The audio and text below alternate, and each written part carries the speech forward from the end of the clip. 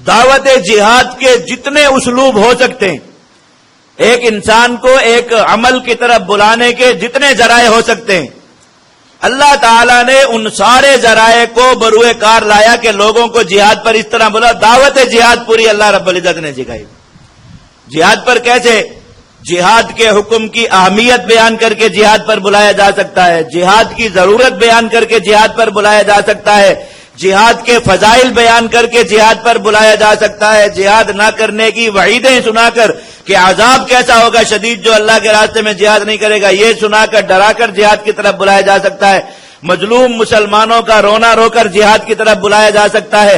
مسلمانوں کی زمینیں، مسلمانوں کے مقدسات، مسلمانوں کی مساجد کفار کے تسلط سے آزاد کرنے کے لیے جہاد پر بلایا جا سکتا ہے. انسان کو غیرت اور شرم دلا کر کہ جیسے یہ کہا جائے کہ تم اگر یہ کام نہیں کرتے تم سے تو فلاں جانور ہی اچھا ہے، اس طرح کسی کی غیرت اور شرم بھڑکا کر جہاد پر بلایا جا سکتا ہے. ساری چیزیں آپ پڑھ لیجئے گا، اللہ رب العزت نے یہ سارے کام خود کر دیے قرآن مجید. ایک ایک چیز دیکھ لیجئے. اس کے بعد جہاد کی دعوت دینے والے کو کوئی یہ نہ کہہ سکے کہ مولوی صاحب بھڑکاتے ہیں. مولوی صاحب تو اللہ کا بھڑکانا نقل کرتے ہیں. یہ سارے کام اللہ رب العزت نے خود قرآن مجید میں کر دی. اگر مظلوم مسلمانوں کی مظلومیت سنا کر کسی کے جذبات ابھارنے کو آپ بھڑکانا کہتے ہیں تو اللہ نے قرآن مجید میں اہل مکہ کی مظلومیت صحابہ کرام کے سامنے بیان کر کے کہا مسلمانوں تمہیں کیا ہوا، تم اپنے ان بھائیوں کو ان عورتوں کو آزاد کرانے کے لیے نہیں لڑتے. اگر مساجد کا رونا رو کر لوگوں کو بلانا بھڑکانا ہوتا ہے اور نوجوان بھڑک کر نکل آتے تو اللہ نے یہ کام کیا. اپنے حرم کا تقدس یاد دلایا. مسلمانوں اللہ کے حرم میں بت رکھے ہوئے کیا کر رہے ہیں؟ اس طرح مسلمانوں کو نکال. اگر جنت کی حوریں، جنت کے باغات، جنت کی نعمتیں بیان کر کے بلانا بھڑکانا ہوتا ہے کہ لوگوں کا دماغ خراب کرتے تھے، اللہ نے کیا، کوئی گھڑ کر نہیں لائے چیز. اب دعوت جہاد ایک مضبوط قلعے میں آ گئی. اب کوئی اعتراض کرتا ہے تو اللہ، سب سے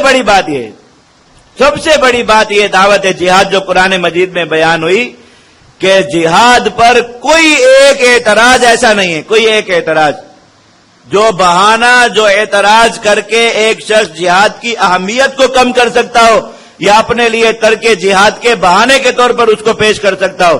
اللہ رب العزت نے وہ بہانہ بھی ذکر کر دیا، اس کا جواب بھی ذکر کر دیا. ساری دنیا کے لوگ مل جائے ایک اعتراض ایسا گھڑ کے نہیں لا سکتے. اب جہاد ایک بہانہ ایسا پیدا نہیں کر سکتے ساری دنیا کے لوگ مل کر جو قرآن میں ذکر نہیں ہو گیا. اللہ نے کہا جو یہ بہانہ کر کے بھی جہاد کو ترک کرنا جائے گا جھوٹا ہوگا. فیصلہ بھی اس پر آ گیا. قرآن مجید نے سب کچھ صاف کر دیا. جہاد کی اتنی بلیغ دعوت قرآن مجید نے. اب کیا ہوا؟ اب مسلمانوں کے ہاتھوں میں دعوت جہاد کا وہ اسلوب ہے کہ بات آگے سے اعتراض کرنے والوں کا لہجہ بدل چکا. پہلے جس طریقے سے کھلا انکار ہوتا تھا اب انکار نہیں ہوتا.